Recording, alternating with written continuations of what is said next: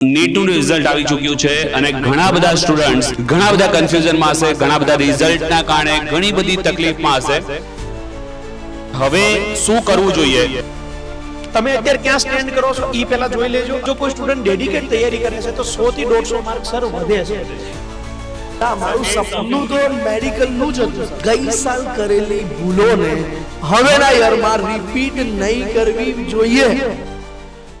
સો વિદ્યાર્થી મિત્રો, નીટનું રિઝલ્ટ આવી ચૂક્યું છે અને ઘણા બધા સ્ટુડન્ટ્સ ઘણા બધા કન્ફ્યુઝનમાં હશે, ઘણા બધા રિઝલ્ટના કારણે ઘણી બધી તકલીફમાં હશે. તો JK સરને કહીએ કે હવે શું કરવું જોઈએ અને જો માર્ક્સ ઓછા છે તો ડ્રોપ લેવો જોઈએ કે ના લેવો જોઈએ. અને ત્યારબાદ આપણે કાર્તિક સરને મળીશું અને કાર્તિક સર આપણને જણાવશે કે જો તમે ડ્રોપ લ્યો છો તો થ્રુ આઉટ ધ યર કેવી રીતે મહેનત કરવી જોઈએ અને ક્યાંથી મહેનત કરવી જોઈએ.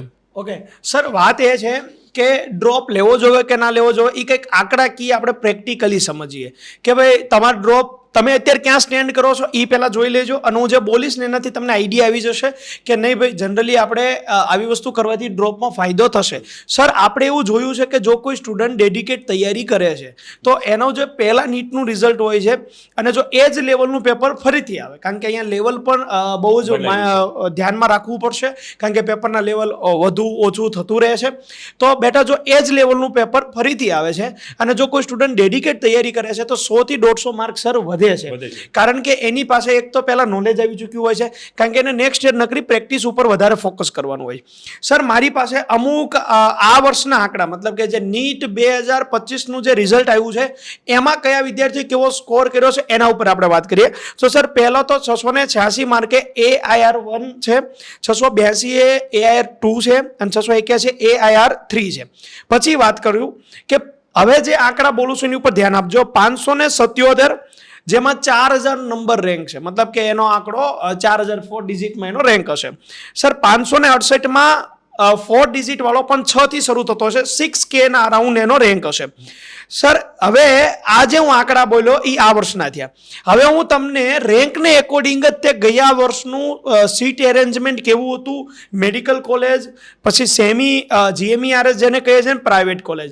કારણ કે જો સર રેન્ક તો માર્કને આધીન જ આવ્યો છે. જેના ટોપ માર્ક માની લો કે પહેલા વર્ષે સર 720 હતા, એનો AIR1 હતો, આ વખતે 686 AIR1 છે. પણ એડમિશન રેન્ક પર મળવાનું છે. હા, રેન્ક ઉપર મળવાનું છે. ઓકે, તો સર વાત એ છે કે ગવર્મેન્ટ ટૂંકમાં એક લાઈન નોટ કરી દઉં સર.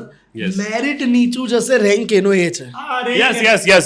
ઇન શોર્ટ, ગયા વર્ષે 200 માર્ક્સે સપોઝ કે આપણને દિલ્હી એમ્સ મળ્યું હતું, તો આ વર્ષે 200 ના રેન્કે, તો આ વખતે પણ 200 ના રેન્કે જ મળવાનો છે. એક્ઝેક્ટલી સેમ વસ્તુ છે. ડન. તો sir, GMC government medical college જે છે જેમાં આપણે બધી કોલેજનું છેલ્લું કટ ઓફ જોવા જઈએ તો ક્યાંક ને ક્યાંક આપણને 27000 મળે છે. મતલબ કે સર 27000 રેન્ક જેને હશે એ ગવર્મેન્ટ મેડિકલ કોલેજમાં હશે. ઓલ ઇન્ડિયા રેન્ક 27000 ની આજુબાજુ જેને છે તો મળી શકે છે. બહુ મેક્સિમમ છે, બહુ જ મેક્સિમમ છે, ખાલી મેક્સિમમ નહીં. પછી સર GMERS જે છે 66000. તમે વિચારો કે કેટલો મોટો ગેપ વધી ગયો. અને અમે આમાં જનરલ કોટાને એજ કન્સિડર થોડુંક કર્યું છે, કારણ કે મેનેજમેન્ટ કોટાને એને નથી લીધું અમે. અને પ્રાઇવેટ કોલેજ અને ઓપન, કારણ કે સૌથી વધારે સ્કોર એનો જ હશે. અને સર જે પ્રાઇવેટ કોલેજ જે છે એમાં 1,40,000 સુધી જાય છે. હવે એનો અર્થ એવો થયો સર કે આપણે એવું માની લ્યો કે 1.5 લાખ સુધીનો રેન્ક ક્યાંક ને ક્યાંક MBBS કરવા જશે. બરાબર, જઈ શકે છે, કારણ કે અમુક પછી રેન્કમાં આગળ વધારે હોય એ ડ્રોપ લે એવું બધું થતું હોય છે.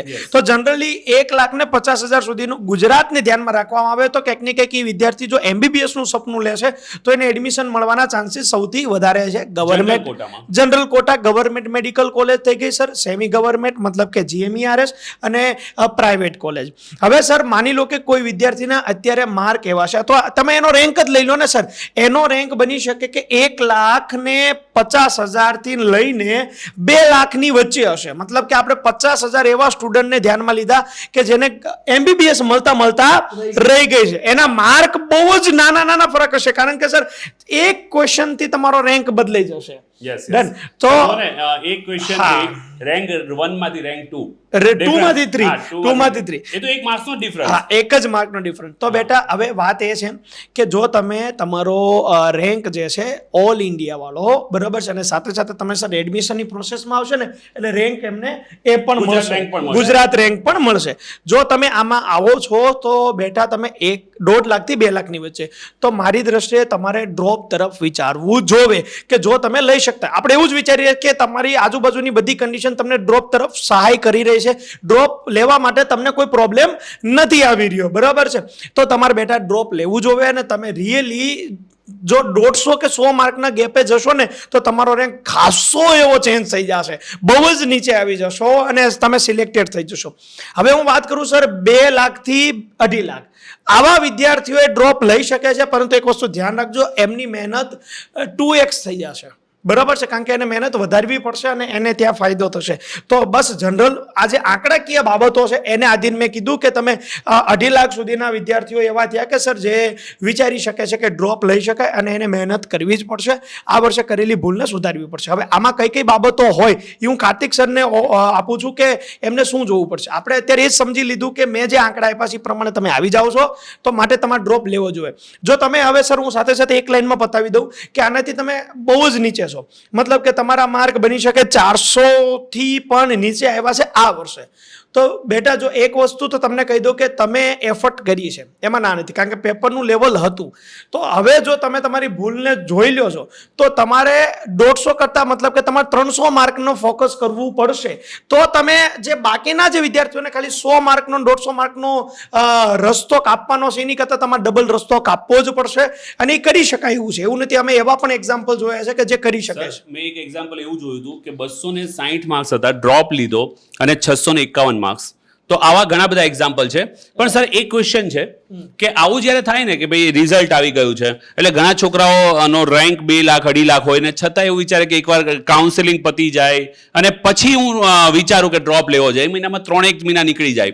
તો એ લોકોએ શું અત્યારથી પ્રિપરેશન કરી લેવી જોઈએ? કાઉન્સેલિંગમાં ભલે ભાગ લે, રાઈટ, પણ અત્યારથી પ્રિપરેશન ચાલુ કરી દે તો એમને 3 મહિના વધારે મળી શકે છે. તો એ બધી જ વાત કાર્તિક સાથે થોડું ફોકસ કરાવશે. સર એકચ્યુઅલીમાં મારો પોઈન્ટ આ જ છે, ગઈ સાલની યકીન બેચમાં બી આપણે જોયું હતું કે ઘણા વિદ્યાર્થીઓએ કાઉન્સેલિંગ પ્રોસેસમાં ભાગ લીધો હતો, પણ એકવાર બેચ જોઈન કરી લીધી હતી સર.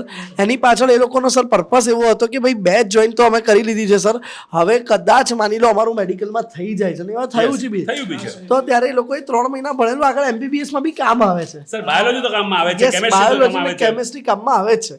તો એક પોઈન્ટ એવો થઈ શકે કે હજુ બી ટાઈમ વેસ્ટ ના કરો. જો તમે પહેલું તો ડ્રોપ લેવા માટેની કન્ડિશન સરે કીધું રેન્ક વાઇઝ તો તમને કીધી, પ્લસ એક કન્ડિશન હજુ એડ ઓન કરું છું, રેન્ક વાઇઝ હજુ બી તમે આગળ પાછળ કે રેન્જમાં છો અને તમને દિલથી ઈચ્છા છે સર કે ના મારું સપનું તો મેડિકલનું જ હતું સર, હું બન્યો છું મેડિકલ માટે જ, તો તમે અને કદાચ સર પહેલી ચાન્સ આપ્યો હોય નીટ કે બીજું આપ્યો હોય તો હું એ છોકરાને કહીશ કે તું હજુ બી 1 વર્ષ પોતાના કેરિયરને ત્યારે આપી શકે જો તું નીચેની શરતોને ફૂલફિલ કરીશ તો.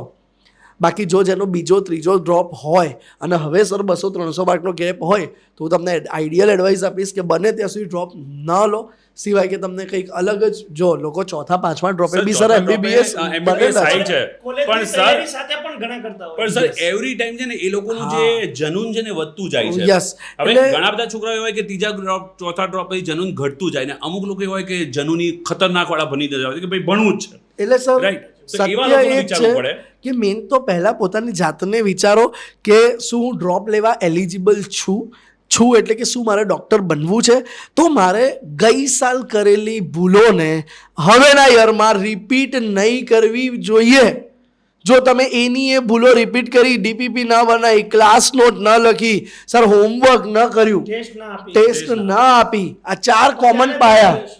પણ સર મારા હિસાબથી સૌથી પહેલા એક બુકમાં એમણે છે ને કઈ ભૂલો કરીને આખા વર્ષમાં એ લખવી જોઈએ અને પછી ડ્રોપ લેવાનું ચાલુ કરવું જોઈએ, વિચારવું જોઈએ. આપણે જે મેન્ટલ યકીનની અંદર આપણે જે સેશન કર્યો ને એમાં બી આ વસ્તુ આપણે ઉલ્લેખ કરાયો હતો કે તમારી ભૂલો અને પ્લસ પોઈન્ટ લખો, પ્લસ પોઈન્ટની નીચે લખો રિટેન્શન, એને જાળવવા પડશે, અને ભૂલોની નીચે લખો કરેક્શન, એને કરેક્ટ કરવા પડશે. પહેલી વસ્તુ હોય છે કે ભૂલ શું થઈ એ ખબર હોવી, અને બીજી વસ્તુ જો એ ખબર હશે તો જ તમે એ ભૂલ થતી અટકાવી શકશો. જો તમને એવું લાગતું હોય કે સર મેં મારું 100% આપ્યું હતું છતાં રિઝલ્ટ ના આવ્યું, તો હવે અમે તમને સલાહ આપીશું ડ્રોપ ન લો, કારણ કે તમને તમારી ભૂલ નથી ઓળખાઈ રહી. જો ભૂલ ઓળખાઈ રહી હોય અને એ ભૂલ રિપીટ નથી કરવી, ભલે ગેપ 250 માર્કનો છે, યસ જો તમે ભૂલ ઓળખી અને જસ્ટિફાઈ કરશો ને એ ભૂલને ફરી રિપીટ નહીં થવા દો તો તમે ડ્રોપ સર, લઈ એનો શકો મતલબ છો. પહેલો સ્ટેપ તો એવું છે કે પહેલા ભૂલ સ્વીકારતા શીખો Yes. અને પછી ભૂલ સુધારી જ લેશો. Yes. સ્વીકાર કરશો તો સુધારશો તો ડેફિનેટલી. સર આજના આ વિડીયોમાં આપણે આટલું જ સંકેત સર જણાવવું Yes. હતું કે ડ્રોપ લેવો કે ન લેવાનો કટ ઓફ માર્કિંગ કે શું હશે એ, અને બીજું કે ડ્રોપ લેવા માટેના ક્રાઇટેરિયા શું Yes. છે. જો તમે તમારા પોતાની જાતના નામની આગળ 2 અક્ષરનું ઓલું DR લગાવવા માંગતા હોય, તમે પોતાની જાતને પેલા સફેદ કોટમાં વિઝ્યુલાઇઝ કરતા હો અને તમને હોય કે કાનમાં સ્ટેથોસ્કોપ ભરાઈને કોઈના અને પોતાના હૃદયના ધબકારા સાંભળીએ, તો મેરે દોસ્ત દે अपने आप को एक चांस और तू ड्रॉप ले सकता है. ઠીક છે, ઓલ ધ બેસ્ટ બેટા. જોડાયેલા રહેજો આવા જ મોસ્ટ અમેઝિંગ વિડીયો સાથે PW ગુજરાતી ચેનલ પર.